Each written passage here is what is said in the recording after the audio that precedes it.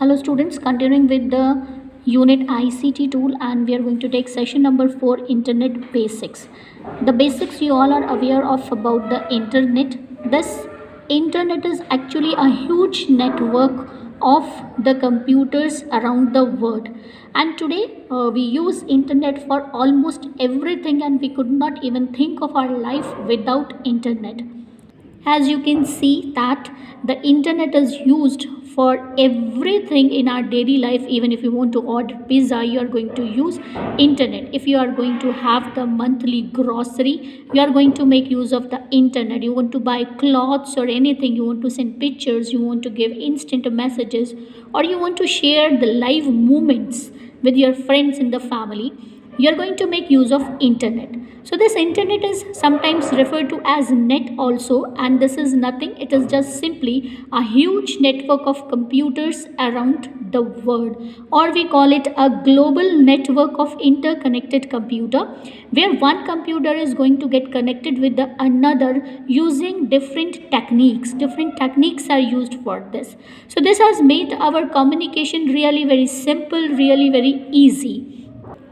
So this is quite important. This has influenced our life, and it is very useful in our day to day life in the following ways. We can send a large volume of information, a lot of information, including the education, medicine, literature, software, computers, business, entertainment, or anything that can be digitized is shared through the internet. So this large volume of information can be shared. We can have the news and journals. You don't have to rely on the newspapers, on those paper newspapers. You can have the email newspapers, e-newspapers, you can have e-magazines, you can have e-journals of around the world.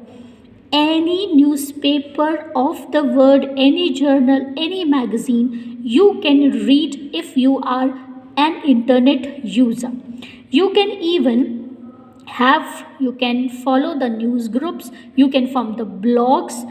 What actually the blogs are that we are talking about? The blogs are actually, you can consider them as the online personal diary, where you keep on uploading the articles that are of your interest, the articles you feel like sharing with the others, you keep on posting those. So those sites where we upload them, these are called as the blogs, or these blogs are also called as the post. So actually these posts express your thoughts and your ideas about something to the world.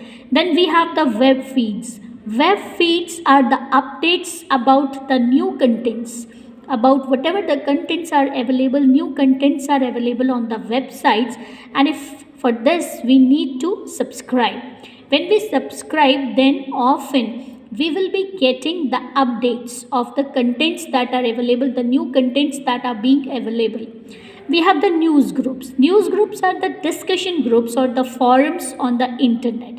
Here we discuss, here we share our views on a particular topic of our interest. If you are interested in politics, you will be a discussion having any of the political affair, you will be discussing on that. If you have the interest in the sports, you will be discussing about the sports. So news groups will be according to our interest, we can use it according to our interest.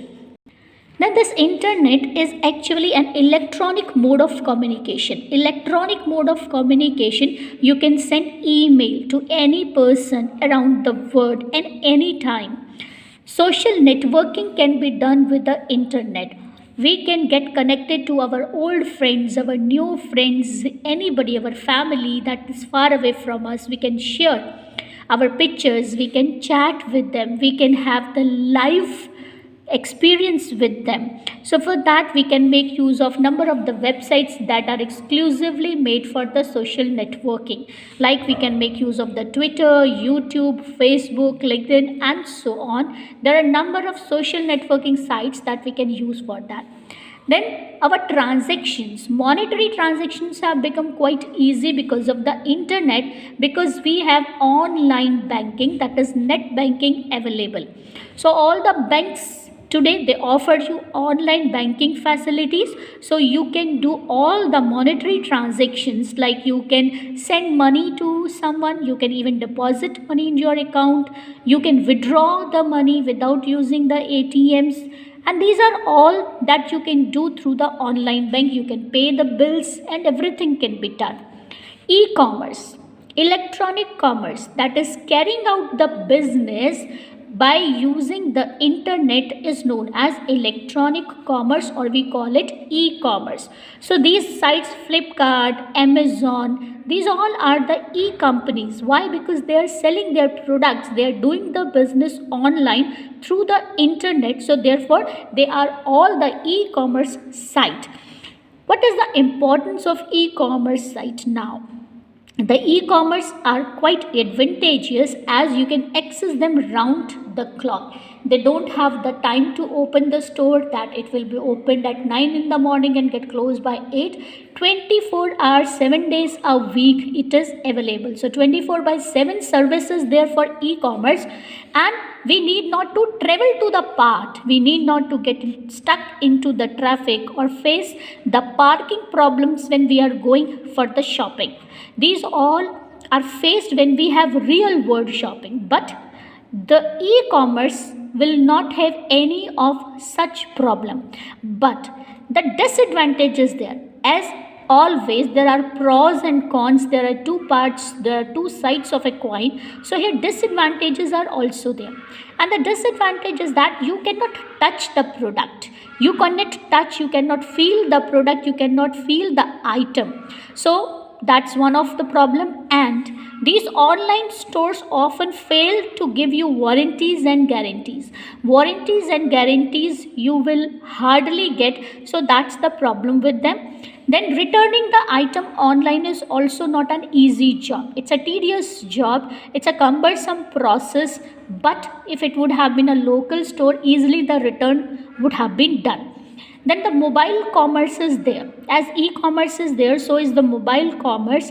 This is the transaction that takes place through the mobiles, when you are using the internet on the mobile and you are doing all that on the mobile apps. Like for example, if you are using the Amazon site on your mobile, you are using mobile app, so that means mobile commerce is being done. Then we have the mobile wallets.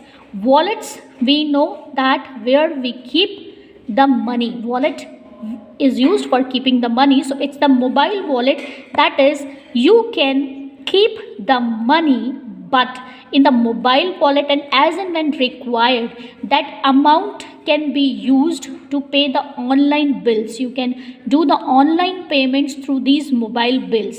You can go for the online reservations. We can have online reservations, need not to go to the counters for booking your flights, for railway tickets, for bus tickets, rather using the sites of the relevant service that you are using, you can have the tickets booked online.